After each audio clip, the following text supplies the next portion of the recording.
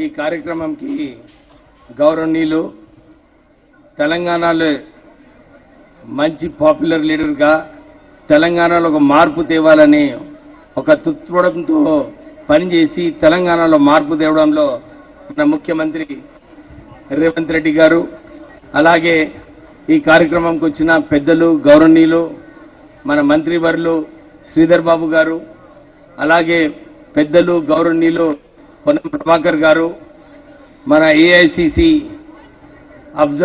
Secretary Vishnu గారు, దాంతోపాటు మా సోదరులు ఎమ్మెల్యేలు మన ఠాకూర్ మక్కన్ సింగ్ గారు, విజయ రమణారావు గారు, నాగరాజ్ గారు, ఇంకా దాంతోపాటు మా బ్రదర్-ఇన్-లా డాక్టర్ పి శంకర్రావు గారు, ఇంకా స్టేజ్ పైన ఉన్న పెద్దలు, ఇంకా మా కాలేజ్ ఎడ్యుకేషన్ సెక్రటరీ పెద్దలు గౌరవనీయులు వినోద్ గారు. ఈరోజు కాకా గారి 9వ వర్ధంతి. వారి జ్ఞాపకాలు, వారు ఎలాగైతే ఆలోచించి ఈ తెలంగాణ ప్రాంతంలో బీద ప్రజలకు ఉపయోగపడేలాగా ఈ సంస్థను స్థాపించడం జరిగింది. వారు ఇక్కడ ఈ బాగ్లింగంపల్లిలో ప్రొద్దున వాకింగ్ వచ్చినప్పుడు వారికి ఆలోచన వచ్చింది, అరే నేను కేవలం 10th క్లాస్ ఉర్దూలో పాస్ అయ్యాను, నాకు ఇంగ్లీష్ చదువుకోవాలని చాలా ఆలోచన ఉంది, నేను కూడా బీద ప్రజలకు ఒక మంచి ఇన్స్టిట్యూట్ పెట్టాలని చెప్పి doctor BR Ambedkar educational institutions పెట్టడం జరిగింది. నేను ఈరోజు మన అంబేద్కర్ కాలేజ్ ఇన్స్టిట్యూషన్స్ స్టూడెంట్స్ అందరికీ మెసేజ్ ఏం చెప్పదలుచుకున్నానంటే, వెంకటస్వామి గారు ఒక పెద్ద డ్రీమర్ అన్నమాట. వారు ఎప్పుడు కూడా ఏదో ఒకటి మంచిగా సాధించుకోవాలి, ఎంత కష్టాలు ఉన్నప్పటికీ కూడా మనం ఏదైతే ఆలోచన ఉందో దాంట్లో ఎప్పుడు కూడా తేడా లేకుండా ముందుకు వెళ్ళాలని చెప్పి ఆ ఆలోచనతో పనిచేస్తారు. వారు చిన్న ఉన్నప్పుడు వారు ఒక అంబేద్కర్ గారితో ఎలాగన్నా కలవాలని ఆలోచన ఉండే. వారు ఇక్కడికి వచ్చినప్పుడు మహాదేవ్ సింగ్ గారి ఇంట్లో అంబేద్కర్ గారు ఉండే. అయితే వారు ఎట్లనో చేసి మహాదేవ్ సింగ్ గారితో స్నేహితం చేసి అంబేద్కర్ గారితో కలవడం జరిగింది. దాని తర్వాత వారికి అనిపించింది, నేను కూడా పార్లమెంట్ పోవాలి, జవహర్ లాల్ నెహ్రూతో కలవాలని చెప్పి ఆలోచనతోనే ఉన్నప్పుడు వారికి చెప్పారన్నమాట, నువ్వు కూడా ఒక షేర్వాణి వేసుకోవడానికి మీరు మంచిగా ఎటిక్యూట్గా ఉండాలంటే అప్పటి నుంచి వారు షేర్వాణి వేసుకోవడం జరిగింది. మీకు అందరు తెలుసు, కాకా వెంకటస్వామి గారు ఇక్కడ బీద ప్రజలకు వీరికి ఇల్లులు కట్టుకోవడానికి స్థలాలు ఇప్పించడంలో అయినా కానీ, తర్వాత వారు మంత్రివర్యులు అయినప్పుడు ఈ దేశంలో ఏదైతే రేషన్ కార్డ్ సిస్టమ్స్ ఉందో సివిల్ సప్లైస్ లో, sir the ration card system in the country, అప్పుడు వారు డిప్యూటీ లేబర్ మినిస్టర్ ఉండే ఢిల్లీలో, వారే ప్రారంభం చేయడం జరిగింది. వారికి ఒక ఆలోచన, బీద ప్రజలకు ఎలాగన్నా ఉపయోగపడాలని చెప్పి ఈ రేషన్ కార్డ్ సిస్టమ్ స్టార్ట్ చేయడం జరిగింది. దాని తర్వాత వారు ఇక్కడ సివిల్ సప్లైస్ మినిస్టర్ అయ్యారు. సార్ బీద ప్రజలకు 1 రూపీ ఇడ్లీ కావాలని అప్పుడు అన్నపూర్ణ క్యాంటీన్స్ 1980లో అన్నపూర్ణ క్యాంటీన్స్ వారు ప్రారంభం చేయడం జరిగింది. అంతేకాక తర్వాత వారు కార్మిక శాఖ మంత్రివర్యులు ఉన్నప్పుడు నా ప్రజలకు ఇక్కడ పెన్షన్ రావడం లేదు, ప్రైవేట్ సెక్టర్లో వీళ్ళందరికీ కూడా పెన్షన్ రావాలని చెప్పి ఈ దేశంలో పెన్షన్ సిస్టమ్ ఇంట్రొడ్యూస్ చేసింది కాకా వెంకటస్వామి గారు.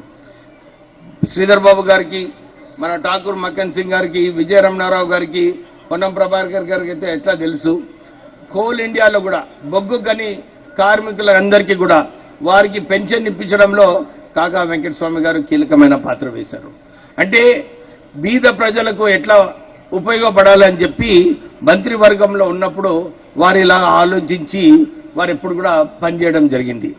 వారు సివిల్ సప్లైస్ మినిస్టర్గా ఉన్నప్పుడు 1980లో సార్ చాలా స్కాండిల్స్ ఉండే సార్. అప్పుడు చాలా మంది ప్రెషర్ పెట్టారు వారిపైన, కానీ వారు న్యాయంగా లేదు, నేను ఎవరు ఏది ఇబ్బంది పెట్టినా కానీ నేను నా కార్యక్రమం ఎట్లా చేస్తానని చెప్పి వారు ఆ కార్యక్రమం చేయడం జరిగింది.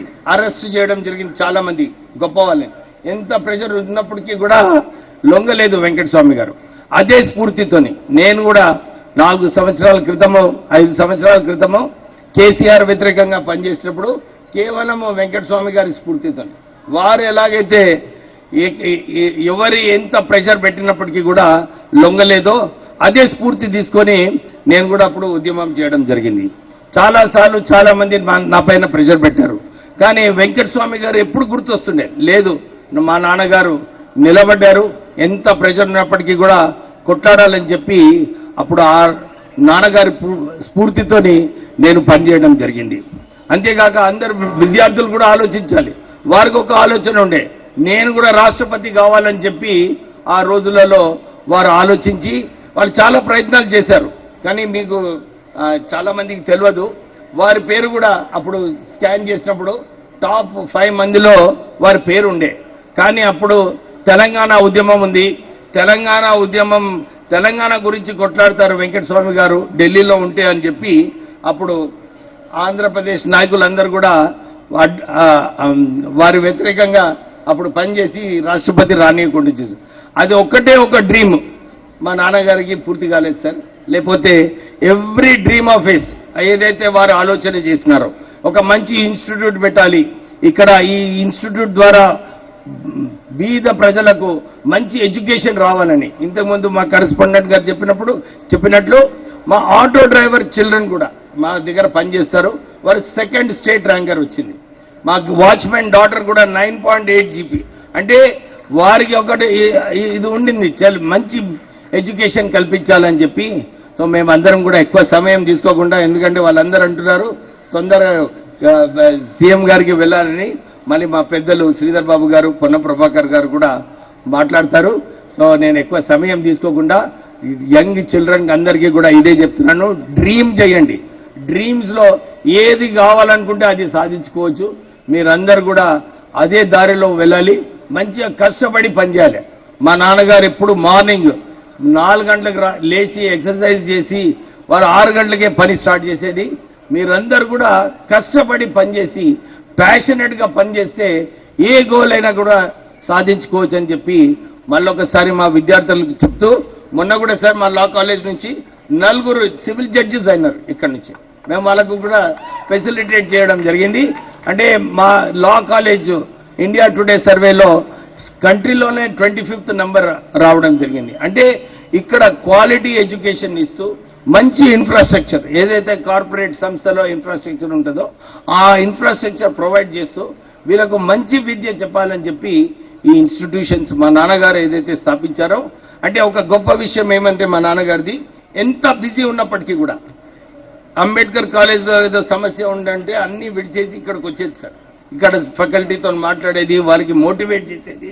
అంటే ఈ సంస్థ మంచిగా నడిపించినప్పుడే విద్యార్థులు మంచికెళ్తారని చెప్పి ఆ ఆలోచనతోని మా నాన్నగారు ఎంత బిజీ ఉన్నప్పటికీ కూడా అంబేద్కర్ కాలేజ్ ఇన్స్టిట్యూషన్స్కి టాప్ ప్రయారిటీ ఇచ్చి వారు పనిచేసేవారు. సో ఈ రోజు ఉన్న మా ముఖ్యమంత్రి, మా మంత్రి వాళ్ళందరూ కూడా మా ఇన్స్టిట్యూషన్స్కి వచ్చి మాకు సపోర్ట్గా, మాకు మోటివేట్గా మీరు వచ్చినందుకు మీ అందరికీ కూడా కృతజ్ఞతలు చెప్తూ ముగిస్తున్నాను. Thank you very much.